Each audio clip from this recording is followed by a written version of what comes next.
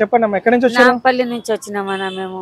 ఎప్పుడు చూసినా వస్తున్నాయి. ఇంతకుముందు ఇందిరాగాంధీది కూడా ఫామ్లు ఇచ్చినారు, అవి కూడా రాలేదు. మస్తుగా పైసలు ఖర్చు అయినాయి, అయితే కూడా రాలేదు. మా ఆయన లేడు, నా కొడుకు మంచిగా లేడు. నేను నా కూతురే సంపాదించుకోవాలా చేయాలా.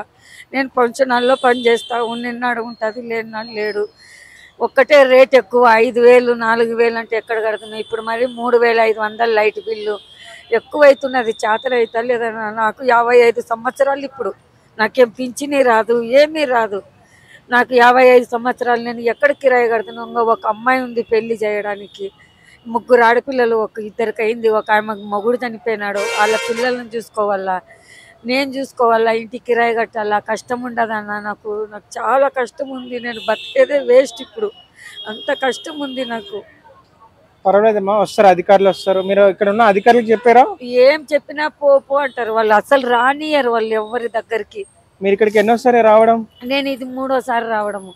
మీకు 4,000 ఇస్తా అన్నారు మహిళలకి. ఏది కూడా ఇయ్యలేదన్న నాకు. అసలు జీరో బిల్లు, గ్యాస్ లేదు నాకు, ఏమి ఇవ్వలేదు. ఏం లేవు మీ దగ్గర? ఏమి ఇవ్వలేదు అసలుకి. మీకు ఇంటి దగ్గరలో ఉన్న అధికారులకు చెప్పారా మరి? ఏం చెప్పినా కూడా పోండి అక్కడ కలెక్టర్ ఆఫీస్ కు పోండి, అక్కడ పోండి అంటారు. సరే, మీకు ఫోన్ లో మెసేజ్ కానీ పేపర్ కానీ ఏమైనా ఇచ్చారా? ఏమి లేదు, ఇదే పేపర్ ఇచ్చినాడండి ఇప్పుడు. ఆ పేపర్ ఒకటే? ఈ పేపర్ ఒకటే ఇచ్చినారు. సరే అమ్మా, థ్యాంక్ యూ అమ్మా. నమస్కారం సార్, మేము జగదిరిగుట్ట హనుమాన్ నగర్ నుంచి వచ్చాం సార్. మరి ఇల్లు కోసం మేము ఇప్పుడు కేసీఆర్ పాలన కూడా అప్లై చేసాం సార్, అప్పుడు కూడా మాకు రాలేదు. మరి ఇప్పుడు కూడా కనీసం మా కోసం కనికరించండి సార్. మేము కేవలం ఇల్లు కోసం వచ్చినాం సార్. మాకు 500 అది గ్యాస్ డబ్బులు కూడా పడతలేవు సార్. జీరో బిల్లు వస్తుంది సార్. మరి ఇంకా దరఖాస్తు చేసినాము. మరి మా కాలనీలో, మరి మా గల్లీలో మరి ప్రతి ఒక్కరికి వచ్చింది సార్.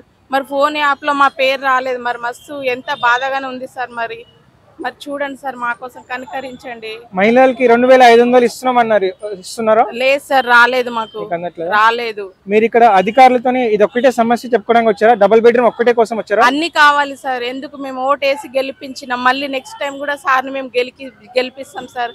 మేము ఓటేసి వస్తాంకే సార్. మీరు ఫామ్ అవన్నీ నింపారా? సార్, అధికారులు ఏమన్నారు?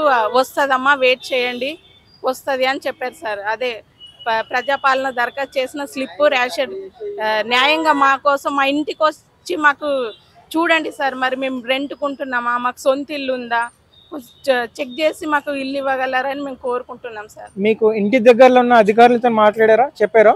చెప్పాను సార్. ఇంటి దగ్గర మరి మా కోసం వాళ్ళు తిరుగుతూ సర్వే చేస్తుండ్రు కదా సార్.